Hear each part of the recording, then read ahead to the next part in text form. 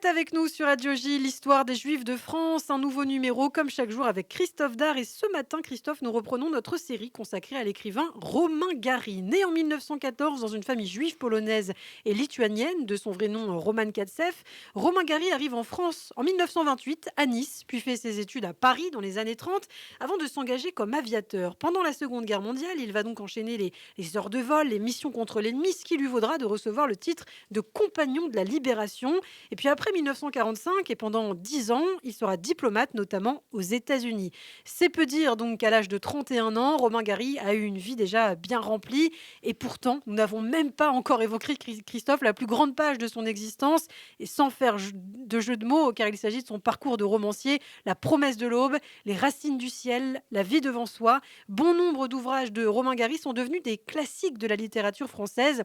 On en parle donc ce matin avec vous, Christophe. Et ce qu'il faut dire d'abord, c'est que même diplomate, Romain Gary a écrit très tôt, dès les années 30. Et oui, à l'époque, il faisait même encore que ses études dans cette décennie, mais à l'époque, personne ne voulait publier ses romans. Et oui, et du coup, eh bien, c'est dans la revue Gringoire qu'il écrit, magazine, qu'il abandonne lorsque la publication se positionne en faveur d'Hitler et devient antisémite. Là, il prend ses distances et bien sûr, il abandonne, on s'en doute bien, toute activité littéraire pendant la Seconde Guerre mondiale. Et dès le début de sa carrière de diplomate, Romain Gary commence à écrire plusieurs romans. En 1945, il publie l'ouvrage Éducation européenne aux éditions Calman Lévy. Et c'est le premier roman de son auteur, sous le nom de plume de Romain Gary, écrit principalement durant l'année 1943, alors que celui qui s'appelle encore Roman Katsev combat comme aviateur dans le groupe Lorraine en Afrique, puis en Angleterre.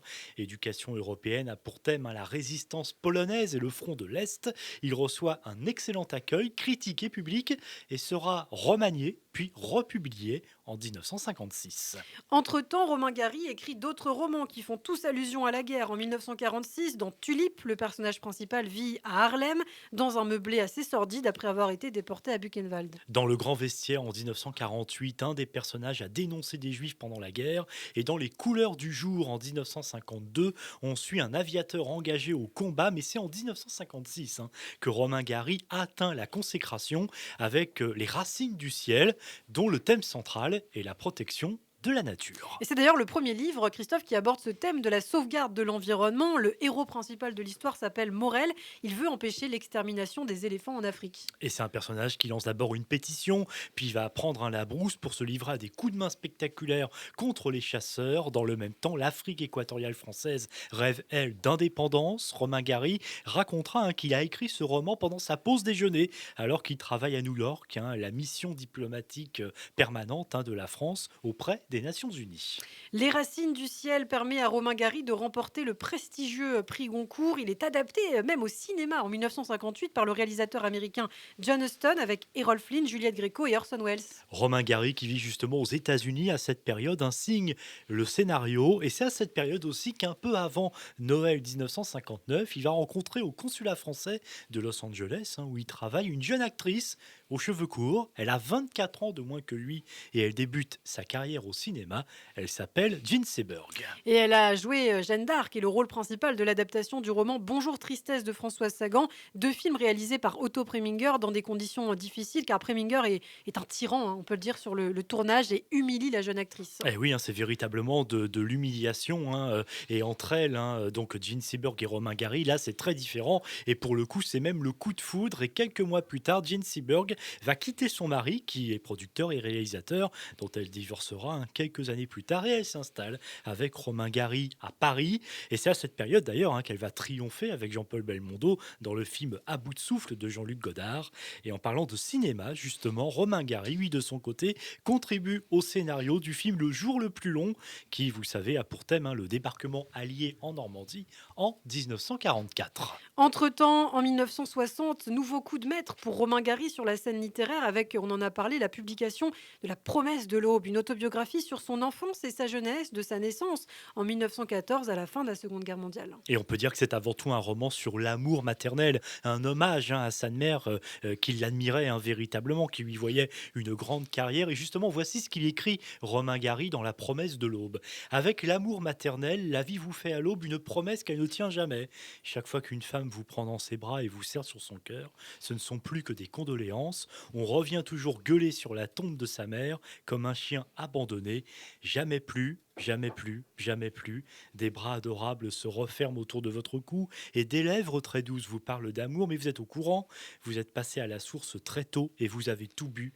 Lorsque la soif vous reprend, vous avez beau vous jeter de tous côtés, il n'y a plus de pluie, il n'y a que des mirages. Adapté au cinéma par le metteur Jules Dassin quelques années plus tard, La promesse de l'aube est vraiment un classique, Christophe, de la littérature française, hein. Et oui, exactement, hein, et après avoir travaillé aussi pour le théâtre, hein, il est vraiment très prolifique, il va publier d'autres romans, Romain Gary, notamment une trilogie, Frères Océan, dont le deuxième tome, forcément, nous intéresse un petit peu sur cette antenne, puisqu'il s'agit de la danse de Gengis Khan.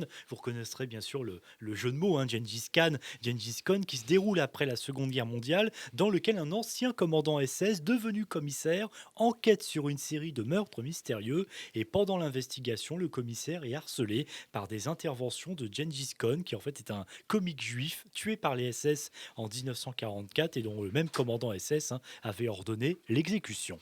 En 1970, Romain Gary revient au genre autobiographique avec Chien blanc, par ailleurs. Un retour sur sa vie dans les années 60 et son couple avec justement l'actrice Jane Seidenberg. Et on en parlera, hein, aussi dans le troisième épisode, mais effectivement c'est une vie plutôt tumultueuse entre eux, puisqu'il se marie avec Jane Seberg, il a un fils, Alexandre Diego, en 1962, mais la naissance ne sera officialisée qu'un an plus tard. Toujours dans Chien blanc, Gary évoque aussi le combat de son épouse, hein, très engagée pour la défense des opprimés et la lutte en faveur des droits civiques, alors que la ségrégation fait toujours rage dans les années 60 aux États-Unis. Elle est très proche de Hakim Abdullah Jamal, le cousin de Malcolm X, hein, par ailleurs, fondateur de l'organisation de l'unité afro-américaine, un groupe extrémiste proche des Black Panthers. Et Jean Sieber qui devient sa maîtresse alors qu'il la frappe. Et le FBI, hein, surveille tout cela de très près. Elle a aussi, c'est assez drôle, une liaison avec l'acteur Clint Eastwood sur le tournage d'un film, à tel point que Romain Gary va être très en colère. Il va prendre l'avion depuis Paris, provoquer l'acteur en duel au revolver. Et ben, il paraît que Clint Eastwood s'est défilé.